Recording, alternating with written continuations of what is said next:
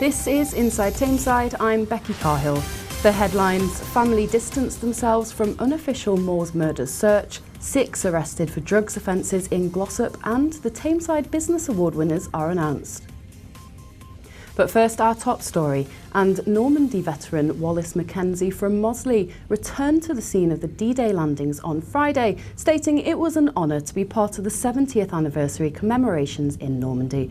As if the occasion wasn't big enough already for the 93-year-old, he even got the chance to speak with the Duchess of Cambridge when she pulled up a seat next to him for a chat.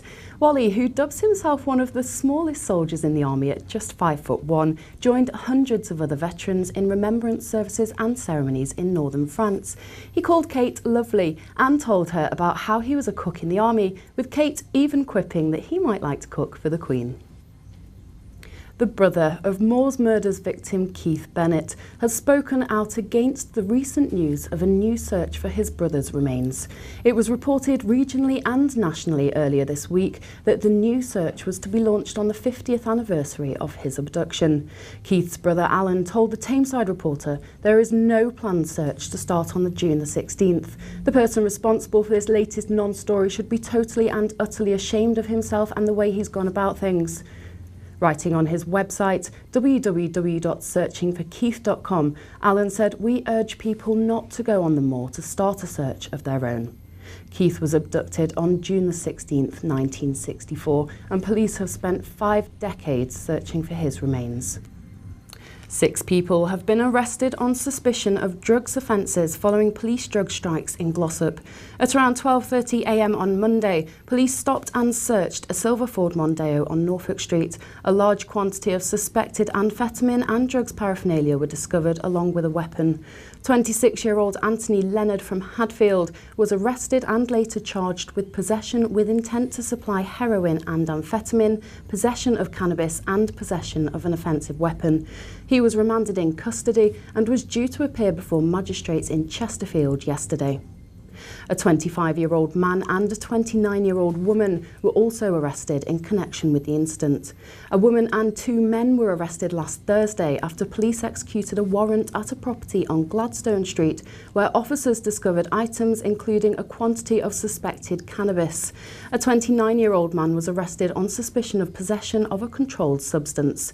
A 55-year-old man and a 48-year-old woman were arrested on suspicion of possessing cannabis with intent to supply. All 3 have been bailed pending further police inquiries. Best was the key word at the Pride of Tameside Business Awards on Friday, where the theme for the event was the Best of British.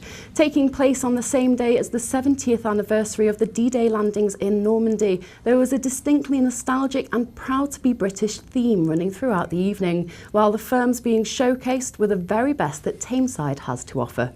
Louise Marshall from Brother UK, chair of the Business Awards group, hailed the event a huge success, but said judging this year had been tougher than ever. You can see all the results and pictures in this week's Tameside Reporter. Staley Bridge was put on the map last Saturday, Yanks to 2 leading actresses. Lisa Eichhorn and Wendy Morgan were the VIP guests at an exhibition celebrating the Hollywood hit Yanks' 35th anniversary.